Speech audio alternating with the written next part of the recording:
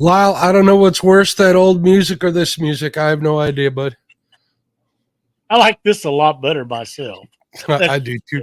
I like seeing everybody's happy, smiling faces, to be honest. I was looking at that again and I'm like, yeah, this is why we do it. That's right. And there's some great fish in that. There Once really again, is. I noticed though the image you have of Brandon standing behind Betty, and she's got a real nice fish, and he's got two little dinks. Did she do that on purpose? yeah, what do you think? Yeah, I think. Welcome everybody to Panfish Nation. Along with Mark, I am Lyle, and Mark, I don't think it's dog days this summer yet, but it is freaking hot, Jack. It's pretty warm. I mean, I got my AC in the house set to stun, so when I go outside, it's quite the shock. But I went fishing this morning, and like we were talking about before the show, I got out there at like 6 a.m. It was 78 degrees already.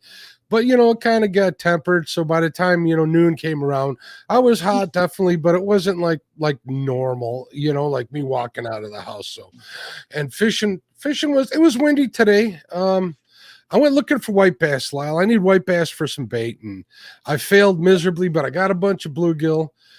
It's surprising that the lake I went to was a decent sized body of water, and I was surprised at the small stature of these fish. It never amazes me. I got a pond here that's an acre big, that's got 10 and 11-inch bluegill in it, and this big body of water has, I'm lucky if they're 5 inches in size, and I was hitting them. I found some beds.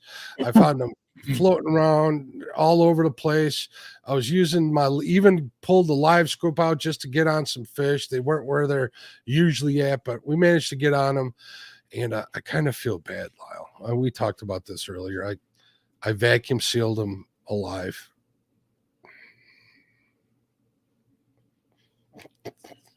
That don't bother me none. If I need bait, I need bait. It don't make no difference to me. Speaking of which, I hope everybody had a great Father's Day. And you know why I'm mentioning that? Because I'm going to brag a little bit about what I got for Father's Day, Lyle. Oh, yeah? I got me a Cabela's commercial grade vacuum sealer. So are you vacuum sealing your bait in it?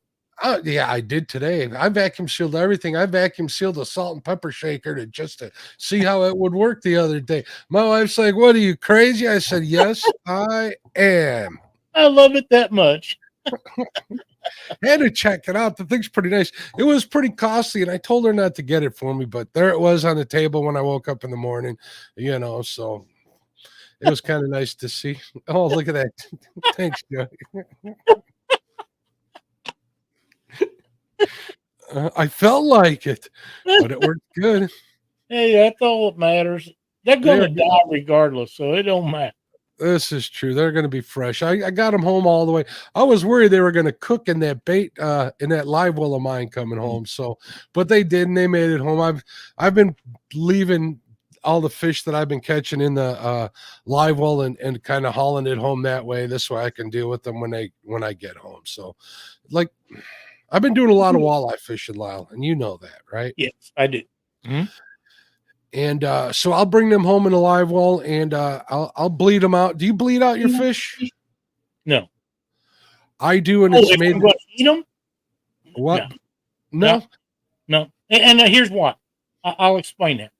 If you dress fish, and I've got this really nice place to dress them out in my backyard. When you fillet them off, you can see the blood that's in the meat. Right. You soak that in cold water with a little salt in it, all that's gone. So why bleed them? What I normally do is I'll put them in a non-reactive bowl, which pretty much means not metal, like glass or plastic or whatever. And I'll run cold water over it for I'll run cold water through them after I rinse them out real good, and that usually gets all the blood. And I don't know if people out there know, the yellow on a fillet is usually the fat that'll dissolve too. It's water soluble. But I find it works a lot quicker when I bleed them. So I've been bleeding my fish as of late. So it's been working pretty good. I'll get home. I'll throw them in a bucket. I'll, cut their gills and run some cold water through them just to get them, just to get it for them to bleed out. And it's been working out pretty good for me. So, I've been having some larger fillets on some of the bigger walleye that I've been catching. So I think it's made a difference. So I do know that some people cut the gills and bleed them out that way. Other people cut the tail off of them and hang them up and let them bleed that way. I think either way will work. Like I say, I just put them on ice water with salt in them. I did see a video here a while back where a guy made a tumbler out of cold water running through his hose and hooked to a 5-gallon bucket, and it sits in there in that water. And man, them fillets come out just as snow white as could be. They look awesome. And if I see that video again, I'm probably going to build. Lyle, I've seen them for sale. I know where we can buy you one after the show. We'll I'll get make your credit card out, and we'll get you. We'll buy you one. Since we're talking about fish processing, up in northern Wisconsin, they love their perch. They really do. Also, on Lake Erie and the Great Lakes, a lot of them do. The coolest thing I've seen. Hold on one second here. I'm getting all excited here. Can't hold it down. I've seen something that kind of resembles like a sideways washing machine made out of metal. It's got like little grater attachments, and they throw the perch in there, and it actually descales them. We're talking 50 fish at a time. Wow. If I caught that kind of fish, that would be handy. If I caught that many fish, I might consider getting one, but it's one of the coolest things that I've seen in a while. So the other thing that I've seen, and I haven't seen them advertised in the last year or so, but it's a tool that you stick a fillet in there and it peels the skin off of. I've seen that. I often wondered, I never knew anybody that had one, how those work. But it was kind of slick watching it. Yeah, JG, James Dockery and I helped Mark spend his money once. Stop it. Just once. He's never. Yeah, I got one of every color of what we were buying, and there's a lot of colors in that. Since that video I did on the electric knife video that I've gotten like a lot of grief for missing the side of a crappie. I even named my old boat after it. I named it Half Slab after that video. I've gotten a lot better, and I have to hand it to. I've been using an actual fillet knife on these walleye, and I finally started using my electric fillet knife that I got for Christmas. I got one of them fancy Rapala ones from the wife. No, actually, I think my dad got me that one, the lithium one, and that works pretty good. So we're gonna try that. I might go out tomorrow and see if they're still where I think they should be. It's June, Lyle, right? It is. June is probably one of my favorite months for fishing, and I'll tell you why. It's right after spawn, and what's after spawn for most fish are fry, right? Mm-hmm. And where are the fry hiding? They're hiding in the weeds almost all the time. Mostly. Yeah. Fish those weed lines, folks. I don't know what else to tell you. That in the month of June, weed lines are your friend. I don't care if you're fishing for walleye, panfish, goggle eye. Lyle's become an accomplished smallmouth bass fisherman here in the last week. Do you have that picture? Yeah, I do. You want me to show it to him in a minute here? You could, yeah. But it beats a good sharp stick in the eye. I'll tell you. It does. It does. Let me get this pulled up. I've told you guys that all the roads are in bad shape from the flooding we've had, and all of the rivers and creeks are still up high. They're not as high as they was because now I can get to them to fish them, where before I couldn't even get to them. And some of the roads have washed away to where you can get down them, but if you got a decent vehicle, you don't want to. They're just in that bad shape, and they're getting to this stuff and repairing it, fixing it as fast as they can. It's just a mess. But it's good to get out and go fishing once in a while. And even if all you can catch is a smallmouth bass, it beats sitting home. There we go. Lyle Stokes Bassmaster General is his new name. Nice smallmouth. He was happy to send me that. I was like, Lyle, I didn't want to. and you were giving me grief the day before. Said, are you being a professional bass fisherman now? Might as well be a drum fisherman. Been catching a lot of them too. Oh no.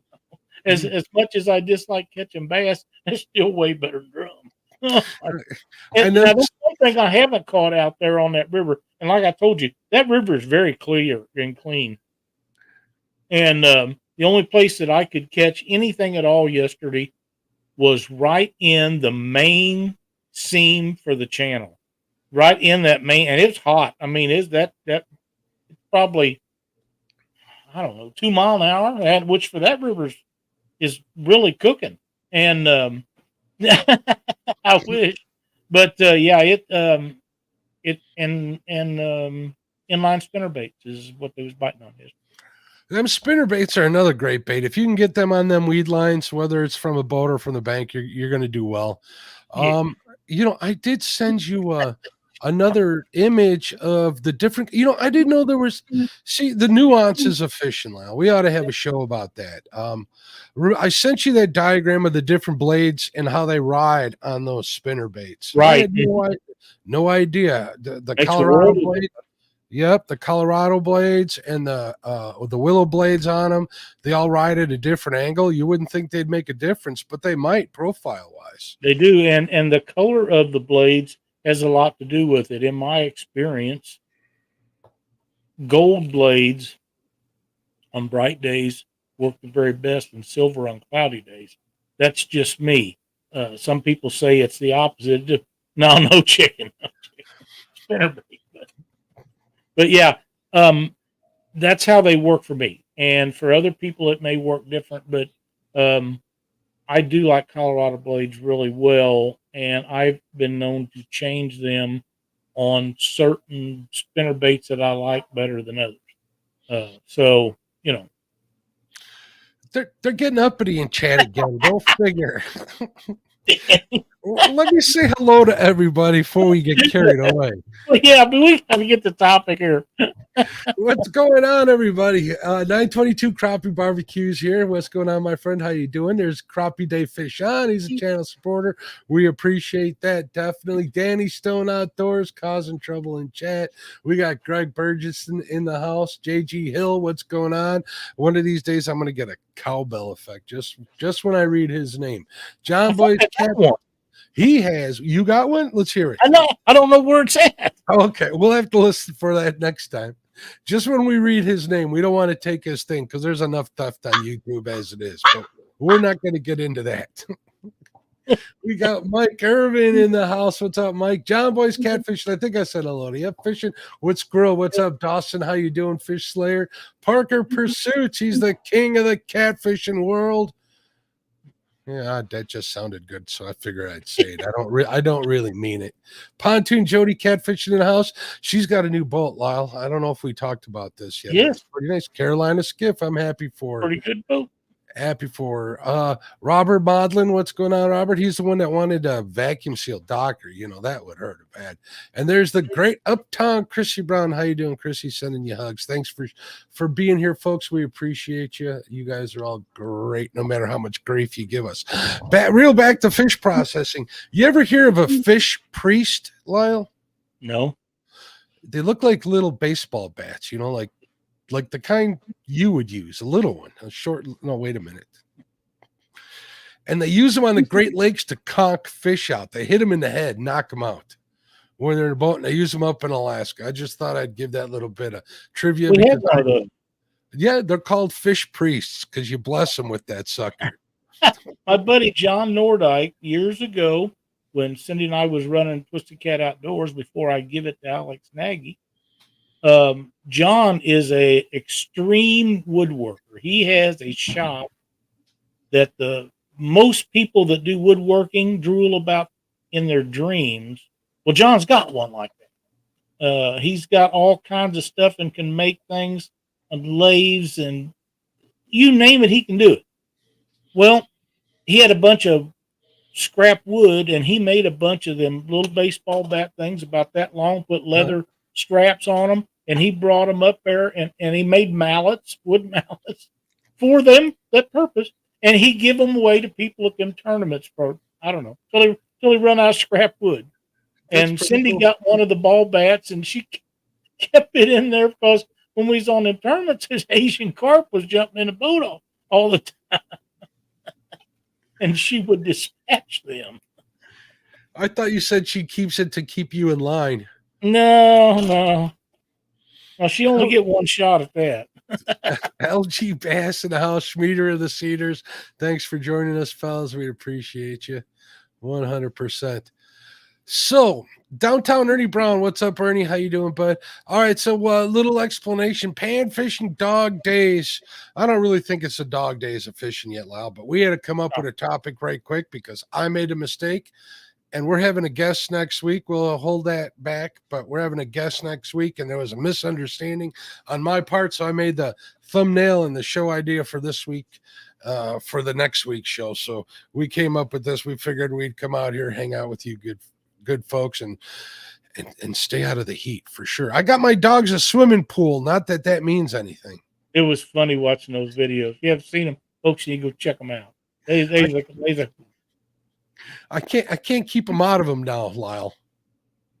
It's okay. It's yeah, hot. pretty much. It does get hot. I constantly fill it up. What's going on, Curtis? How you doing, bud?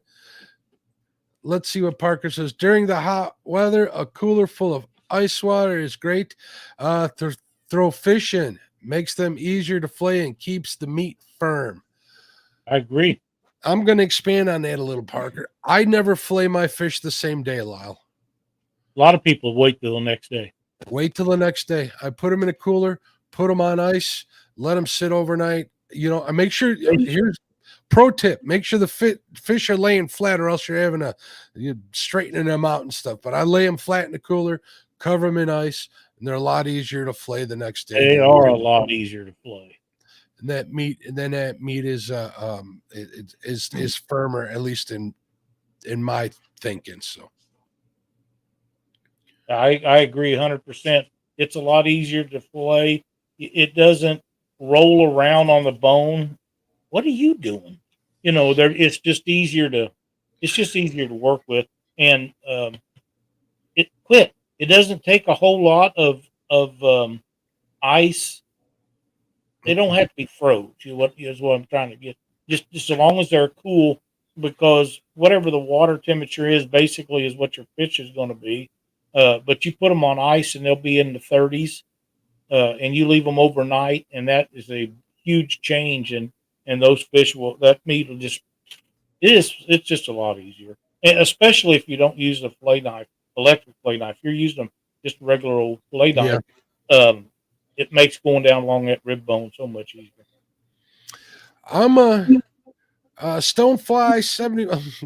Who hasn't this happened to? Stonefly says, man, just went out to the boat looking for something, and it stunk bad. I forgot a pack of skips in the cooler from Saturday. Yeah, that's I've done that, man, and I've left them in coolers. And I got to tell you, there's only one way to fix that, and that's to pour that nasty stuff out, get rid of it however you can, fill it up with water, and pour about half a bottle of bleach in it. Leave it overnight, and the next day your cooler's good to go. Panoy Fishing Outdoors, thanks for joining us. What I do is, you ever see those bottles of Clorox cleanup? I don't guess. Well, it's pretty much Clorox. It's bleach and soap. I think it's some sort of mix. The stuff works wonders. I'll just open up my cooler, spray down the tops and the sides with it, close the cooler, leave it sit overnight, rinse it the next day. I get the same effect. It works the same way. It works great. I have changed some of the things around in my boat, Mark. And one of the things I've done is mounted 2 coolers on the back of my boat where we don't go back there because of the rod rack. And they have straps on them to hold them in where they can't blow out. And one of them is for cold drinks for us. The other is for bait. And, you know, as long as you got ice and soda and stuff in, they probably never blow out. But I just put a ratchet strap over top of them, and I know they're not going to blow out. But they're easy to get to, and all that'll work out really well. You need to go find your mother. What's up, Maurice? How you doing, bud? Hey, Maurice Kaysen, how are you? But yeah, that's going to be really handy. The problem is I don't want to get them confused and use them for bait one time and drink the next. You know what I mean? But ice or a bleach will take that smell right out of there, and that way you don't have to throw the cooler away. Because I know guys that have actually picked the cooler up and thrown it in a dumpster someplace, made a deposit at a gas station, so because they didn't want to clean it up. But you might as well just clean it up because you're going to do it again. I was out of town not too long ago, and I had left some bait fish in my bait cooler, right? Totally forgot about it, zoned out. I was just busy doing stuff. The whole back of my pickup truck stunk so bad. Oh yeah. It was a cheap Walmart cooler. That's the one time I just tossed that cooler overboard in the dumpster at the campground. I'm like, I ain't hauling this all the way home to have to clean out. No, to make everything in that truck bed stink pretty good. Oh, it will. It hurt. And my God, Mark, when you open that cooler lid up, it'll almost take your breath away. It'll definitely curl them nose hairs if you didn't trim them for the week. 100%. I'm telling you. Oh yeah. Bugman says, I left a Gillian alive well in August. Found it about a week later. Never gagged so much in my life getting it out and cleaning it as well. Was it gelatinous by then, Bugman? It might have been. Oh man, they get rough. They really do. I just I hate to get to the point to think of what that's like for somebody else, but since I've been on it, done it so many times, and it's not just once. I mean, hell, I've done it a number of times. I hope I never do it again, but probably my bait tank was a learning experience, Lyle. And there's a couple of times that I'd walk out into the garage and knew right then and there that it needed my attention just by the smell of that garage on a 90-degree summer day in past years. I do pretty good at keeping it, cool for the most part, just by keeping it, out of the sun and not letting that garage get really hot and keeping them. What's made the biggest difference, Lyle? And I know you're going to say, yeah, big dummy, you should have known this, is feeding them. I've been feeding my bait fish because before I wouldn't have them long enough to need to feed them. Right. I went down all the site. Go figure. I went on a site where we get our dog food delivered here from Chewy, right? Yeah. Whether you like them or not, I don't know anything. But they sell pond pellets. I've tried like koi food. I've tried fish food. All of this, but this is specific food for catfish, bass, and panfish. And I put like not even maybe an eighth of a cup in there, like half a quarter cup, eighth of a cup, which would make sense mathematically, but just a little bit every day. And I've had the same dozen bait fish in my cooler now for going on 4 weeks, Lyle, without any issue. Pretty good. I've kept them alive in live wells in my boat for months. And you also killed them in 50 miles, if we remember correctly. That was Dockery's fault. But the heat is one of the things that really hurts you. Bleach will take care of them, JG. Don't worry. If it doesn't, you ain't putting enough bleach in. It's just bait for a different kind of fish, JG. That's all the maggots are. Don't be shy. Just put them on a little Aberdeen hook and panfish your way to happiness. That should be our new slogan: panfishing our way to happiness, Lyle. That's right. It keep you from having to go to Walmart and buy them in them little boxes. Amen. Ain't cheap. We're talking about coolers and keeping ice in them and putting ice in them. What I do is, and I was actually talking about somebody who had just bought one of those ice makers that mount on or that sit on their countertop, and they've been bagging them up and putting them away. If you have something like that, or if you can, get ice into 1 gallon Ziploc bags, you can always keep them in them bags and just refreeze it time and time again when you come back. It all depends. If you buy a better cooler from whether it's Walmart or you're going to spend the money on, one of them super coolers without naming any names, whatever, feel free, let your cooler freak flag fly, whatever makes you happy.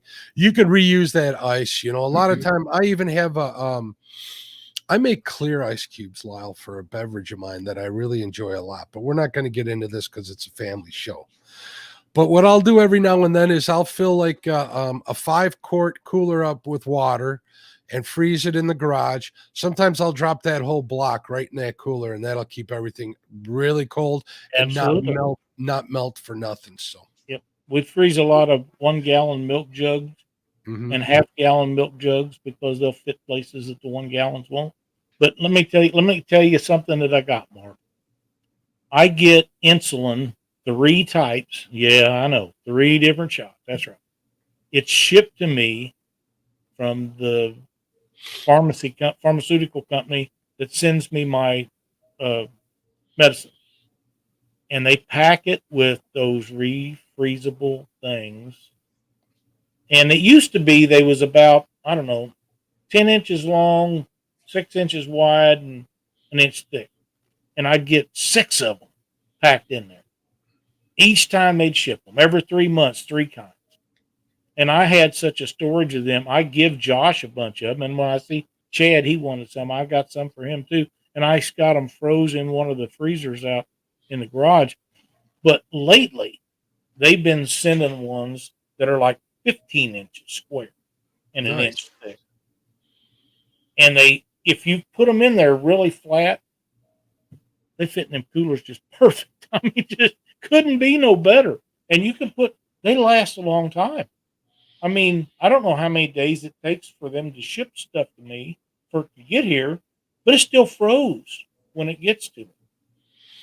Almost all away. And they'll put 2 or 3 of those in there, or 1 in the bottom and 2 of the others on the top now. I don't get as many as I did of the little ones, but I like those really well. And the key to them is to have a basket in your freezer or some way of laying them flat. Right. Because if not, if you just throw them in there, whatever position they land in is how they come out. And then they're a pain in the ass. But if you lay them down flat, they work swimmingly well. And I've got some that I've been using for a couple of years. They really work real well. Hey, Chadwick's joined us. What's going on, Chad, buddy? How you doing? He's busy working. Hopefully it's not too hot where you're working, Chad.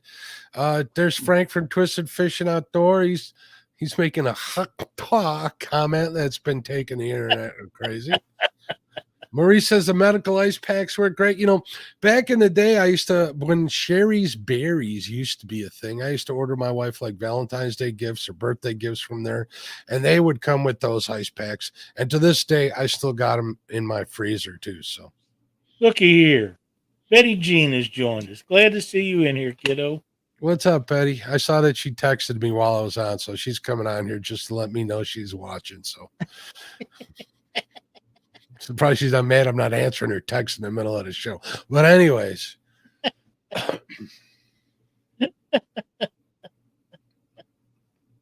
Oh man, Betty, before you come in here, I asked Mark if you sent that picture to have put on the thing in the beginning of the show. If you was holding the big fish and make Brandon have the 2 dinks behind you, if you done that on purpose or not. He seems to think you did. So just checking.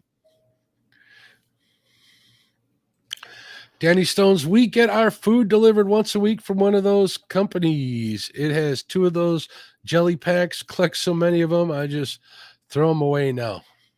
I hate to throw them away. Like I give Josh 30 of them, and I got 30 for Chad. 30 of them? Oh my God. I think that's right. I had a box, and whatever fit in the box, and it was kind of heavy. So Well, it wasn't heavy to Josh. Holy crap! I think I But, got 3 of them in there, but that's enough. I got plenty. oh, I It'll got last tons of forever.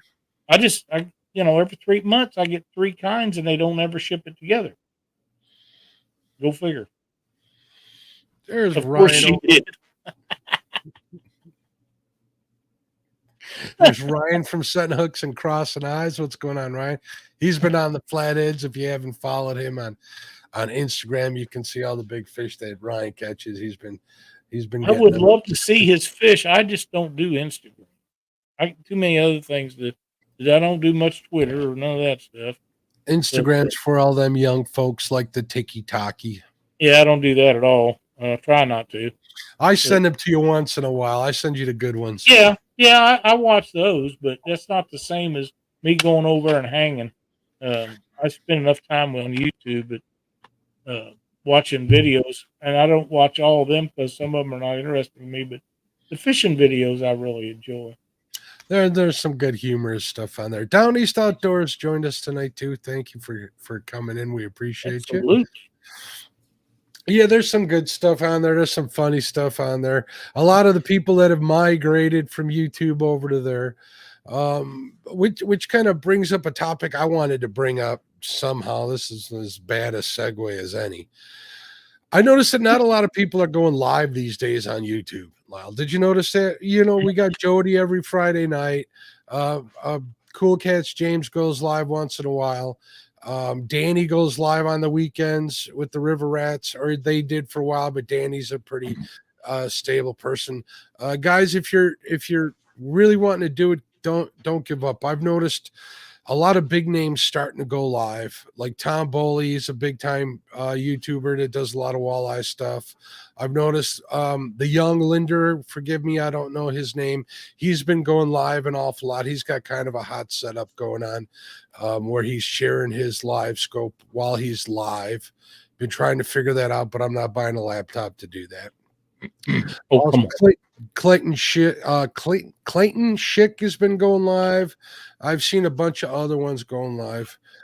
So if they're going live, there's a reason for that. So don't miss that train, folks. I'd love to see the people that are in the community make it 100%. So Jerry says he got his first million view video on TikTok. Congratulations, Jerry. That's quite a feat, I understand. 1 million of anything is a big deal. I got a couple dozen of those, but that's just me. That's a lot. If you got something that people are clicking on that much, you've done something really good. Not million, but I got a few that did pretty good. Those views can add up pretty good if you hit it right. So I got to tell you, Mark, I watch every video you put out as far as I know, unless you put some out and slip them by me somehow. And that review you done on that chair is probably as good as any. I still sit in that darn chair out in the garage all the time too. That was a great review. It was well done, and I enjoyed it. I don't know if that's the reason we have 2 chairs like that or not, but we do have. I wish I had an affiliate link to that Walmart chair, but other than that, or the pond filter, I still get questions about that though. So I got my personal reasons for not spending as much time online and on YouTube and stuff. Just today, I got recognized, and it's overwhelming. I get emails still, I get messages. People ask me when I'm going to start back up my show and get back on there, and I'm definitely always considering it and reconsidering it. But right now things have just been kind of busy, and I got some other stuff going on too. So I just wanted to say that for everybody out there listening, because I always let them know that I'm on every Wednesday night with you, Lyle, here on Panfish Nation. So hopefully some of them are migrating over here, and a couple of them said they actually have been. So just thanks for everybody for the kind words. Somebody recognized me, like I said, at the boat ramp today, and I'm, hour and a half from home. I was kind of surprised for that happening. It's been a while since I've done anything on YouTube outside of this show. So it's always cool to know. And then, I call and I tell Betty about it, and she knocks me down and a couple of pegs just to bring me back down to life, to humble me. Oh yeah, like you wouldn't know.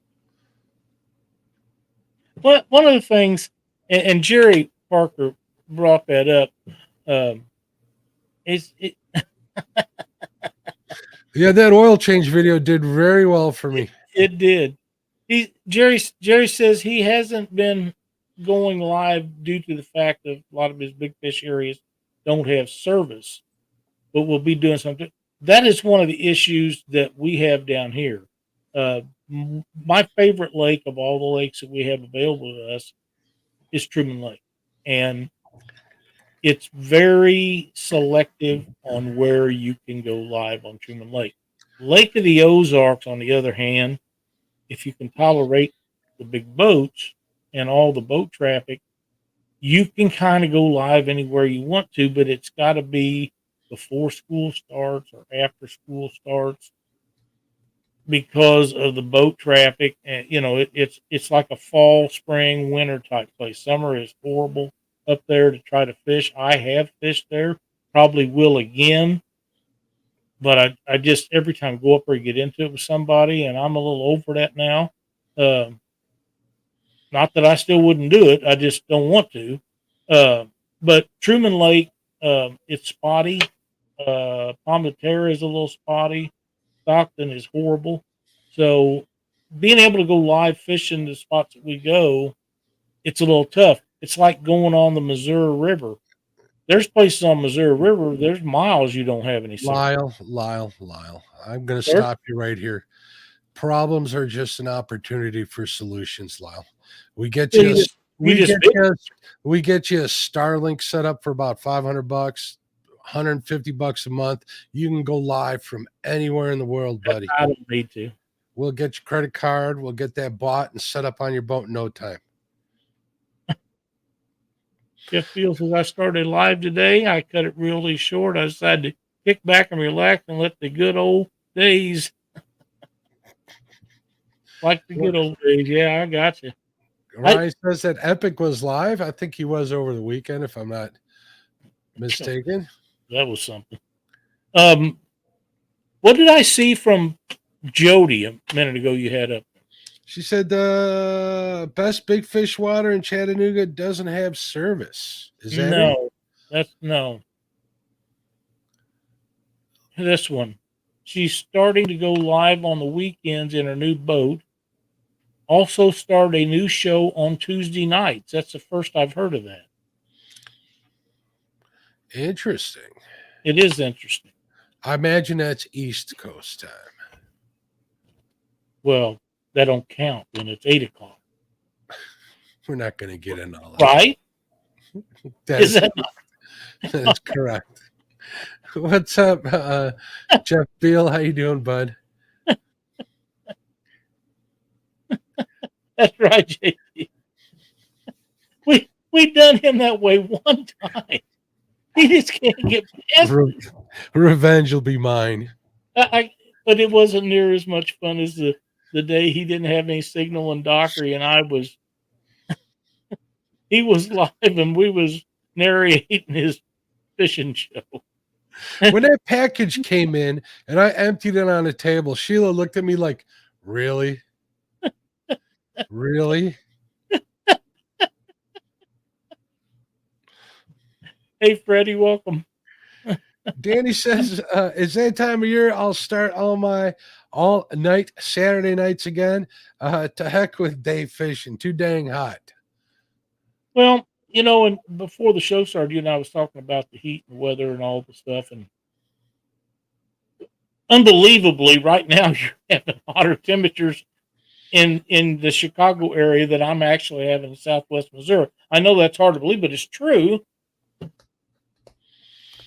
Ryan Hall, y'all explain that. It's Jetstream, Mumbo Jumbo Magic, whatever. Yeah. He explains it pretty good. It's just weird, for me, but we was right at 90 today, but you was over 90. And for me, that means you get up early, you go fishing, and you're home by noon. or you fish at night. One of the two.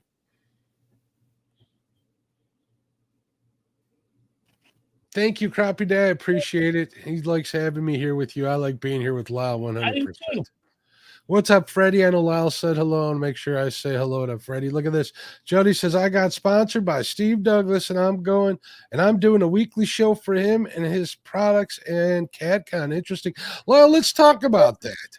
All right, without mentioning any names, I get approached once in a while, and more lately than not, about sponsorships and deals and I know a lot of people don't know this, but I do a lot of behind the scenes video stuff for a couple of companies, and I just want to bring this out that careful who you sell your soul to, people. That's And right. not saying Yeah. anything, not saying anything bad about any company, anything or that. But when fishing becomes more about meeting a quota than it does about putting them smiles on your face, like we show in that video at the beginning of it, you got to consider what you're doing and if you're doing it for the right reasons. I needed to say that. I needed to say my piece, and I don't know how better to say it. Lyle, what do you think? I think if you're not giving me cash money, you're not getting your name on my shit, period.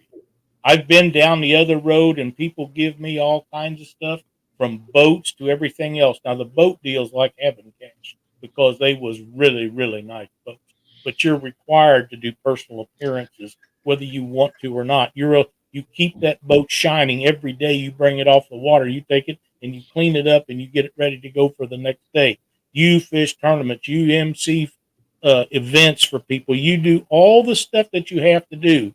Other than that, if you want to put your name on my stuff or my name on your stuff, I want the cash. Don't give me your product because most of the time your stuff isn't up to my specification. Anyhow, now I did have a hook company that had pretty good hooks and a few other things. I don't want no Chinese stuff. I don't want no Japanese stuff. I want American made quality in greenbacks. If you want me to help you out, that's how you get it. The rest of that stuff is just a joke because they're getting you to do something for something that they're paying pennies on the dollar for. Take it for what it's worth. There's a lot of people, a lot of companies out there doing affiliate stuff, which basically means that they're going to pay you for everything you sell for them. That can add up. That can be lucrative as well. But other than that, you Just need to cut me a consider check. what you're doing. Yeah. I'll promote your stuff. You pay me my money. It's All just the right. way it is. I'm going to do a chat here. You ready, Lyle? Let's do it. Reel it in. Reel it in, buddy. If you get screwed a few times, you'll understand where I'm coming. I understand. Trust me. Anyways, I'm looking forward to your show, Jody. 100%. And it wasn't directed at you either. No, absolutely not. Absolutely not. I didn't know anything about it. I'm glad she's got it going on. I know Freddie takes care of his boys too, so Freddie's good people. He says we already got a bad thermocline on most of our lakes already. Average water temp around me was mid 80s. Already sucks. Our Then water temp you'd be done with the spawn. pretty much. Our water temps here on the lake I was on today, out in McChesney Park, was 78 degrees, but there was a thermocline, and I could see it clear as day on my electronics. So.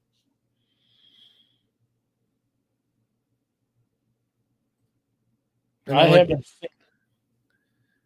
No. What? Look what Danny says. You won't get diabetes watching Lyle. He won't sugarcoat nothing. It's a fact. I promise you. And I didn't name no name. Exactly. We weren't talking about anybody in particular. No, nobody in particular. But so this is just coming from my personal experiences, not pointed at anybody. So holler out to my sponsors, which I love dearly, Lyle. Let me do that here real quick. I got Easy Step taking good care of me. Amped Outdoors takes good care of me. Of course, JT and Jimmy over at Port Barrington Marina. Also, and Colton at Multi-Bar. They're all great people. I would definitely recommend any of them products to anybody out there. So, one of the things I've told you a number of times, Mark, and around here, we don't pay the amount of money you pay up there to launch boats. Mm-hmm. I am in disbelief of what you have told me it costs to launch boats up there. It is just unbelievable. And that deal you have with that marina is a wonderful thing.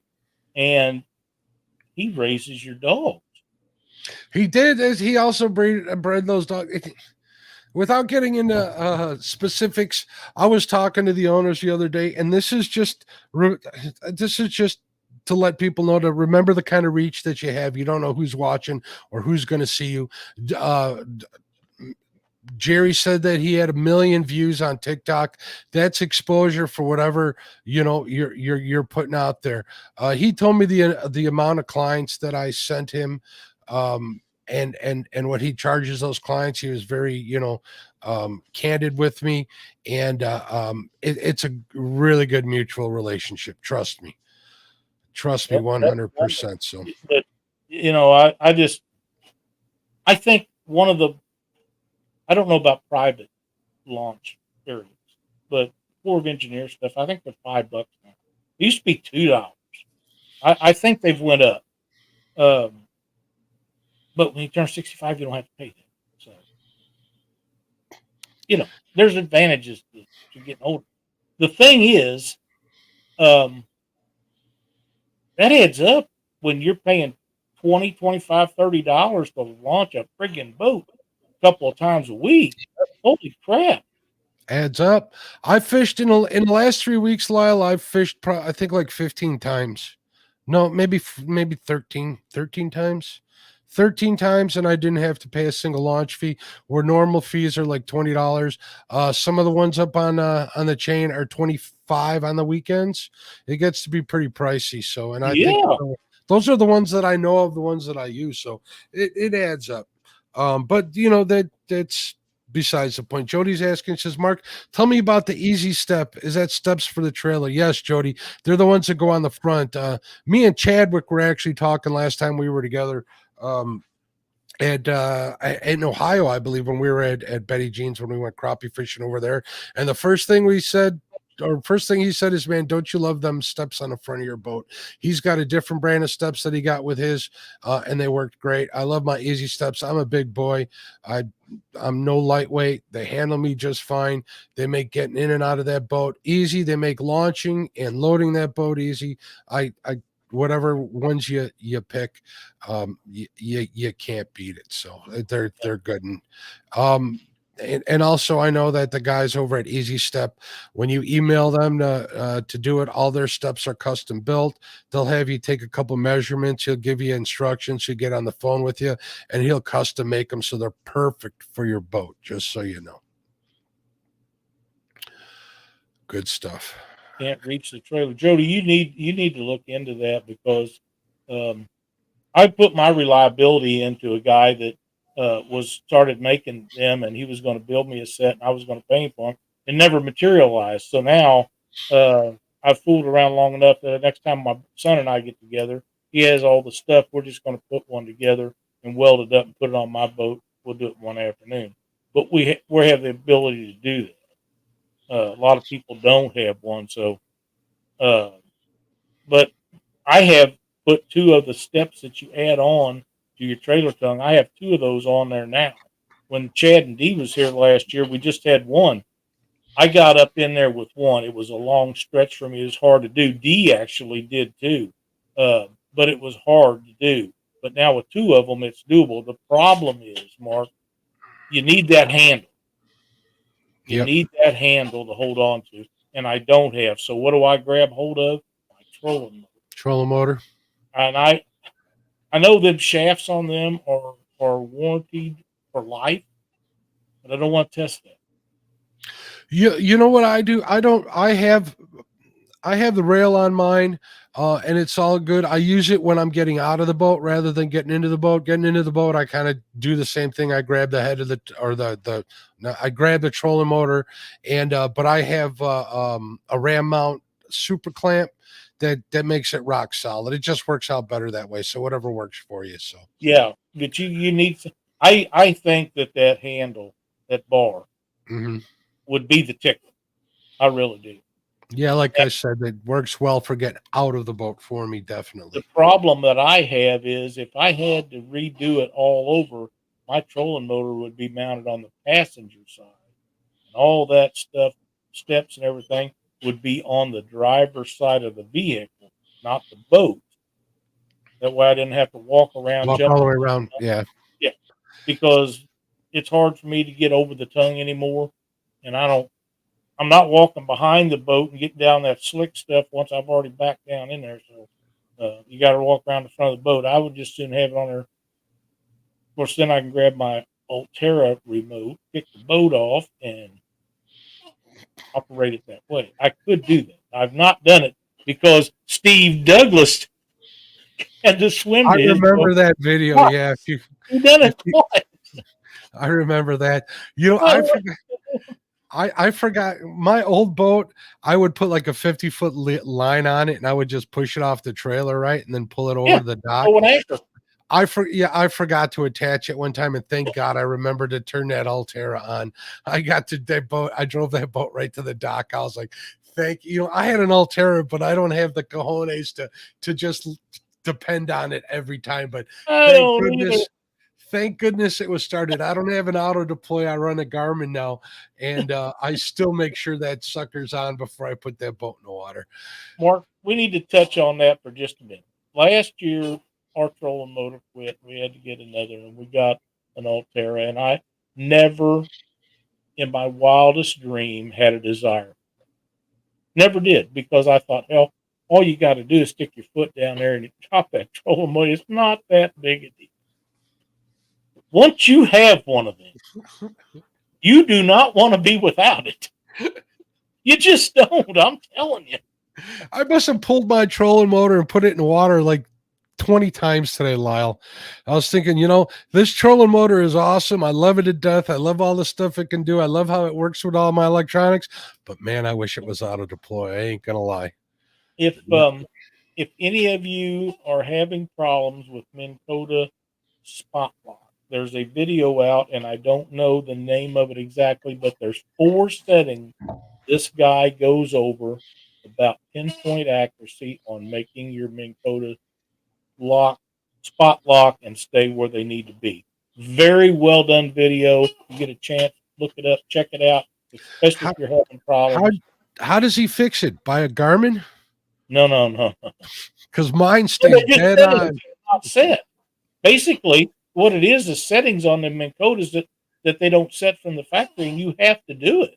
Yeah, there's a bunch of different settings you can get. There's one of them where you turn it around all the way to right one way and then turn around all the way to the left. And I've done that one, and there was another one that I done, but there's 2 that I didn't ever heard of. And but I will say this: if you're in current, it's a lot easier for them to work than it is if you're in a lake with those. Yeah, or a stiff breeze helps too. Right? Yeah, anything like that. But if you're having issues, I highly recommend checking that video out. It's really well done.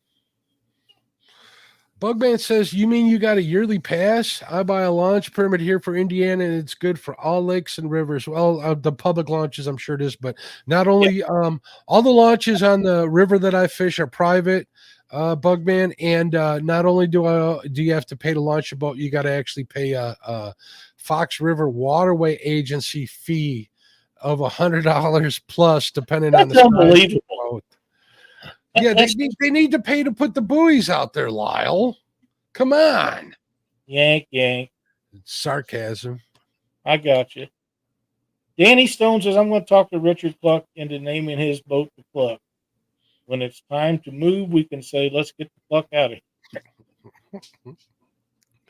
Danny's on a roll tonight.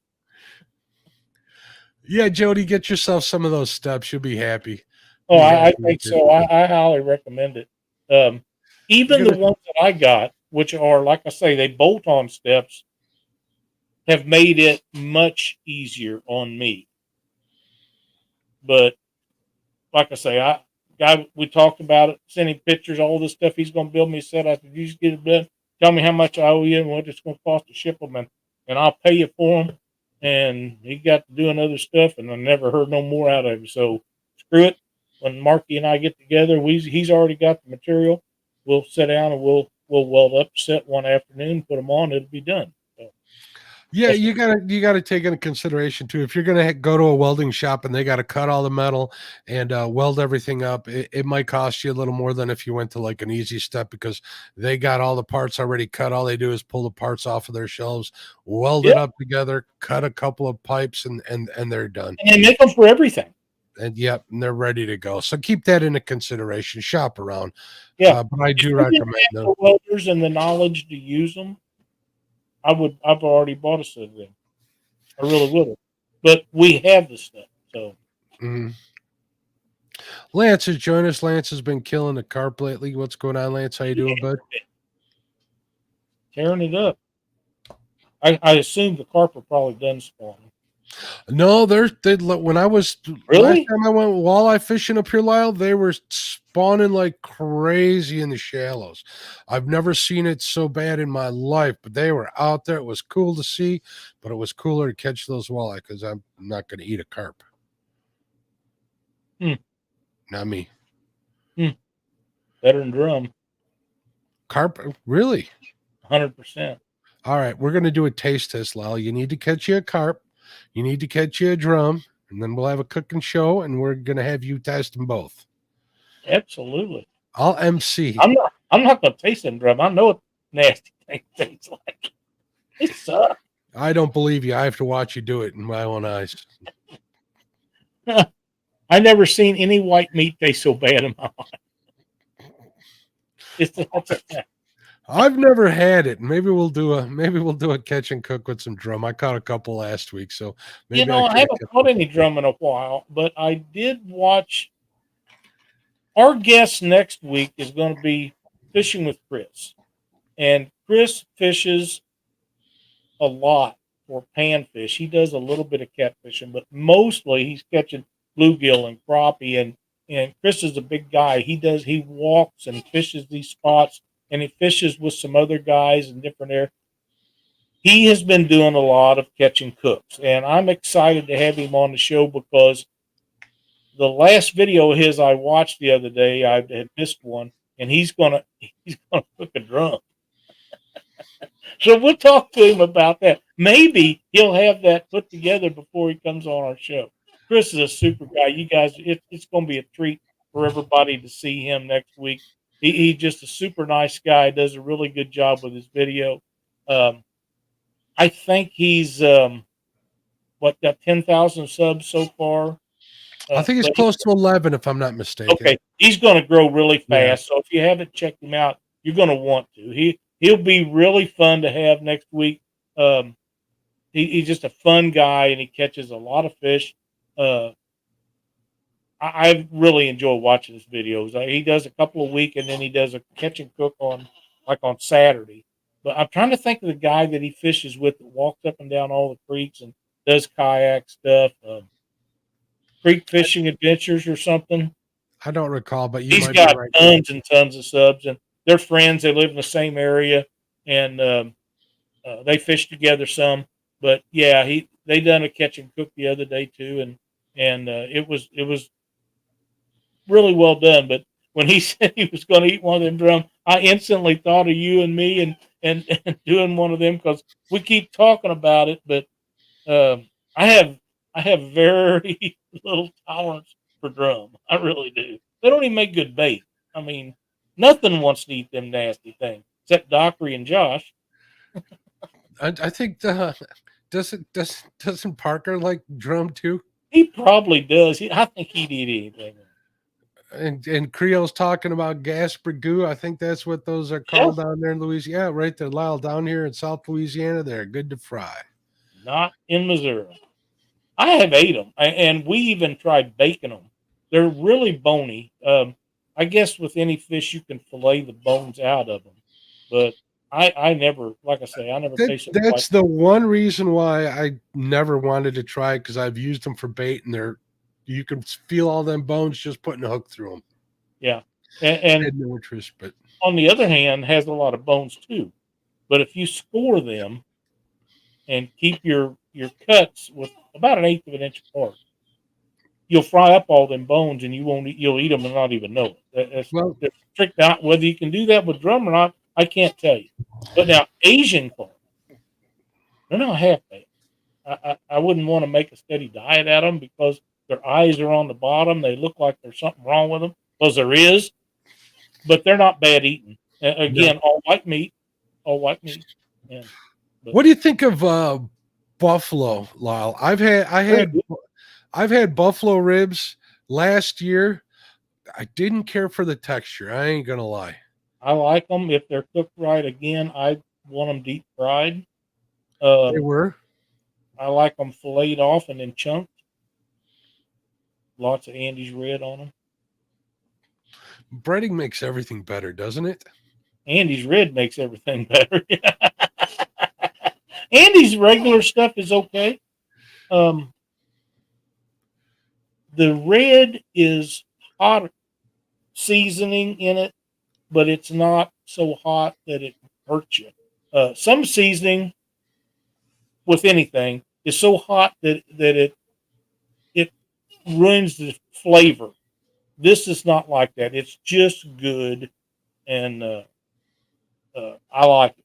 Stuffed with smoked sausage, green onions, white onions, salt, pepper, mayonnaise. Good eating. What are you going to do? Throw the fish away and eat the rest of it? Yeah, you got an awful lot of good stuff. That sounds like some of the stuff they do to rainbow trout around here. There's another fish that people go wild over, and they're really not that good at table fare either. All right, here we go. Let's start something off here. Rainbow trout is barely fit for cat food, but that's true.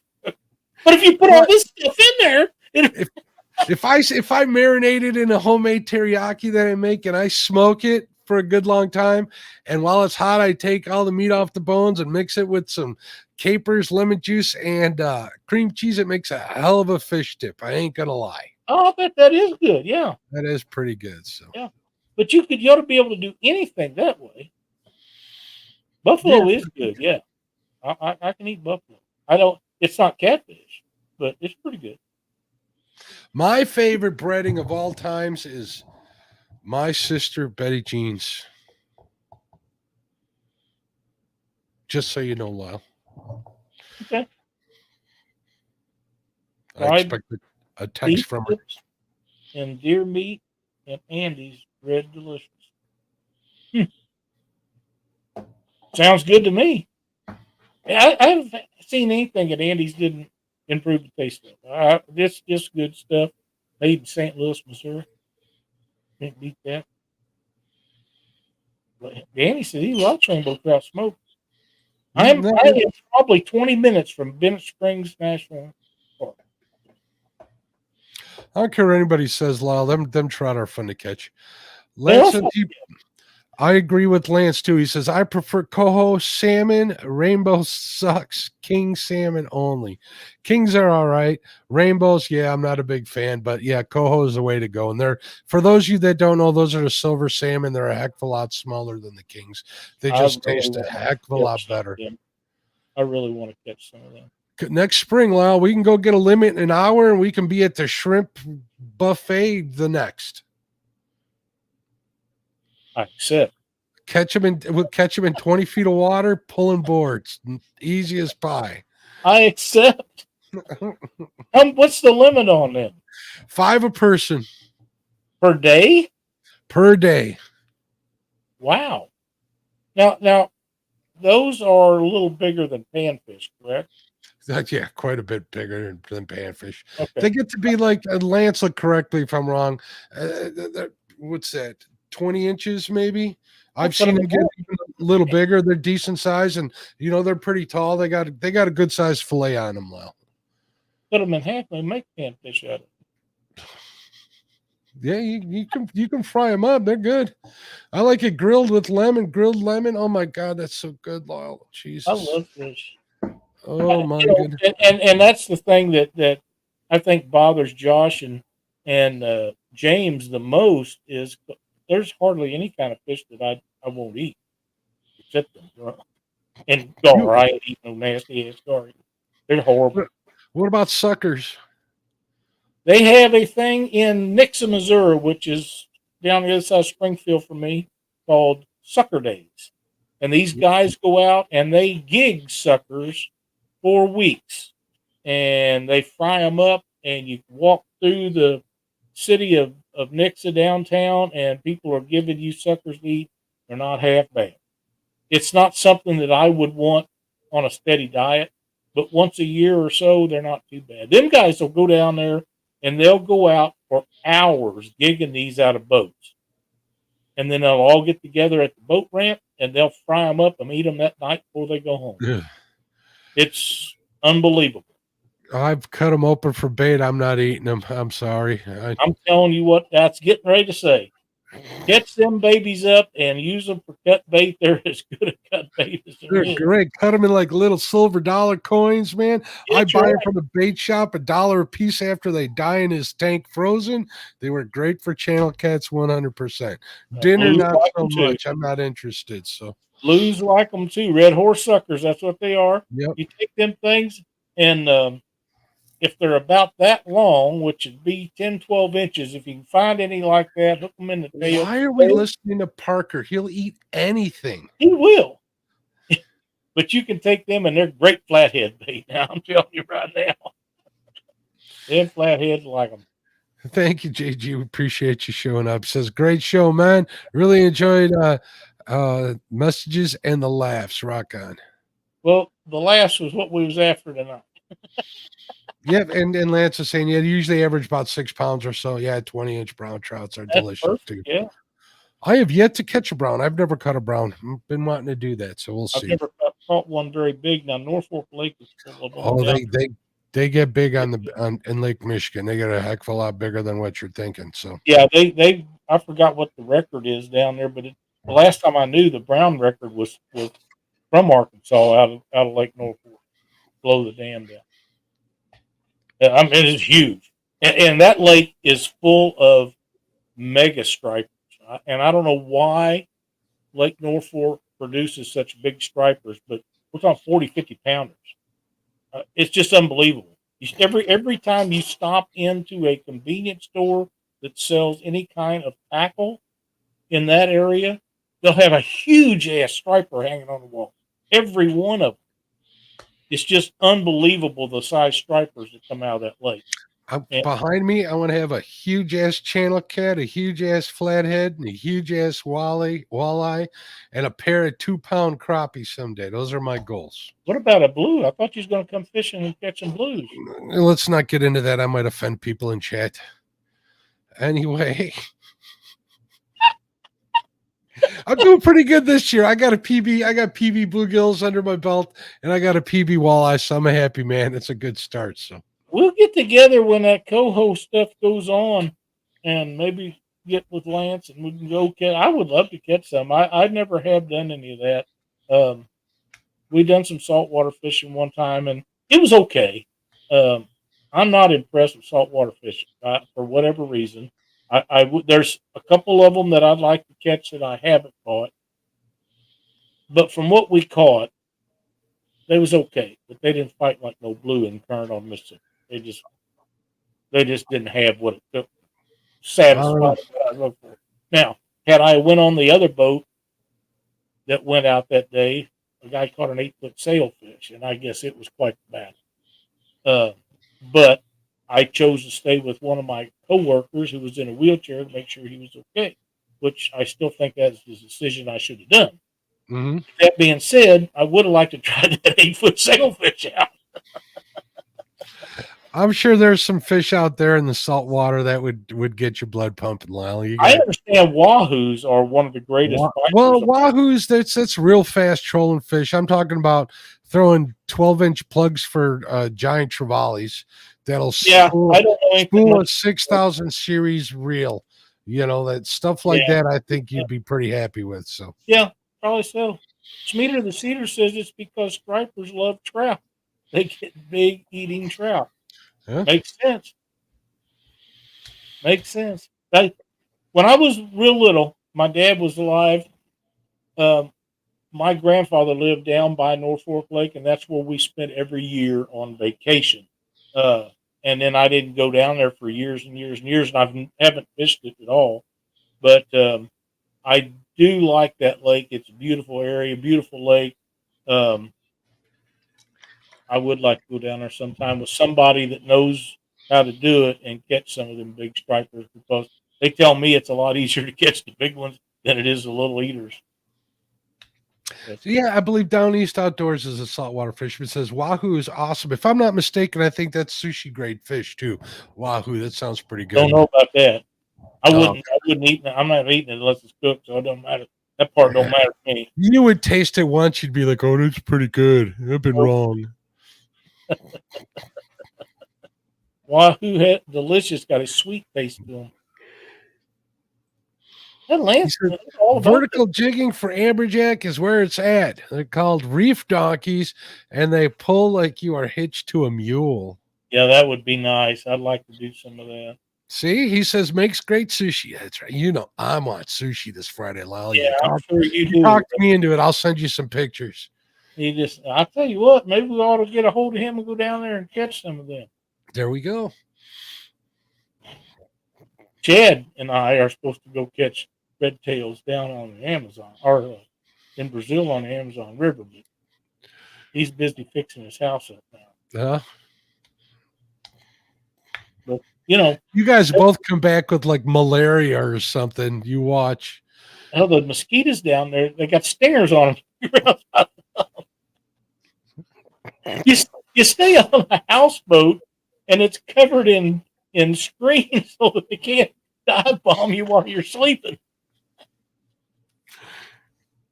Oh, that is a dream of mine to do that trip one time. Chad wants to do it too, so make it happen. I would love to. It'd be a lot of fun, and I don't know what it is about a red-tailed catfish. They're not the biggest, but in my mind, they're the prettiest of all catfish. Although flatheads and then blues would follow right up. But flatheads, I forgot who it was. I seen catch a flathead on a video the other day, and it was dark brown, and on the top of it, it had big patches of real pretty green with black dots in it. It was just a fabulous fish. But flatheads, they're the king of cats in the United States. Lance says, in Hawaii, we targeted GT, which is those giant trevallies I was talking about from the beach, and used to cast Penn 4-aught Senators. Wow. I used to have one of them. I don't have it anymore. Greg Burgess says, Lyle and Mark, the state record redfish is 64 pounds caught just south of me. I'd like to go red fishing too. That's on my list. I didn't have a desire to do that till here of late, and I've been watching a lot of them guys catch those, and it does look like a lot of fun. They say they're really good eating, but it's still a drum, so you're going to have to, I'll try one, but I would like to go down there and catch some of them. Lyle will try anything once. Most of it. Jerry Parker will try anything like 3 times. It's the truth. All right, Lyle. No, we're already almost at a quarter after, bud. What do you got? You guys know what's going on Monday? Yes. Let's see. Hang on just a second. Let me think about that a minute. Don't spoil it if it's a surprise. We don't want Josh and Chad being mad at us. We had Josh and Christina was out fishing this week. And I think next week, I think Monday night, we're going to be doing a show on making sinkers and jigs. Cool. Good deal. So I've got everything set up, ready to go. So you can tune into Catfish Weekly Monday night, and we'll go through how we make sinkers. And I'll probably, I've been making a lot of jigs here lately, but I think I'll probably be doing sinkers because I need some 1, 2, 3 ounce bank sinkers. And I've got molds up to 24 ounces. Wow, that's pretty big. Well, Mississippi River, if you're suspend drifting, you want your line to be straight down, and sometimes it just takes that to keep it straight down. And sometimes that won't do it. But I think I've got all that I need for a while. But yeah, you don't lose very many of them. You don't want to lose very many of them, especially if you're buying them. They're high. Lead weights, couldn't believe the price I seen the other day. But that's what we're going to be doing. We're going to be making sinkers, and I'll have I've got my stuff all set up and ready to go, and I'll get out some weights and things, and you never know, we might give away a couple. We'll see what happens with how that goes. But like I say, I need some 2s and 3s.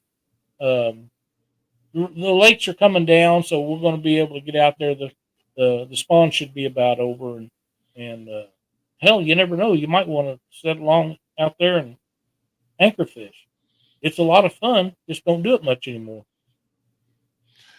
What do we got? Yeah. We got Chad's show tomorrow on the bait shop. Make sure you guys tune in to Fields to Water at 7 p.m. We got Stan over on Two Stands Fishing Friday nights at 7 p.m. And afterwards, Jody goes live. And this weekend, we cannot forget the ladies' Catfish Rumble, I think it's called, isn't it? I think it is, yeah. Be a lot of fun. Make sure you tune in to Chad's channel. I'm not sure if it's a multi-channel event. Forgive me, Chad. I don't recall. If you're listening, you could speak up here real quick and let us know. Or you can go over to the Fields to Water Facebook page and get the details there just as well. So make sure you tune in there and support Dee and the rest of the ladies who are going to that'd be a fun one to watch. Yep, 100%. I plan on enjoying some coffee while watching the ladies sweating that heat while I'm in my air-conditioned house. Well, I can relate to that. But good luck, ladies, and stay safe. Yeah, that's exactly right. So that should be a great show, and I hope everybody enjoys it. I hope all the women catch a bunch of fish and have a good time. On that note, Lyle, you got anything else, bud? No. Stay cool, folks. Go That's fishing. Right. Thanks for watching, everybody. See you next week. Bye.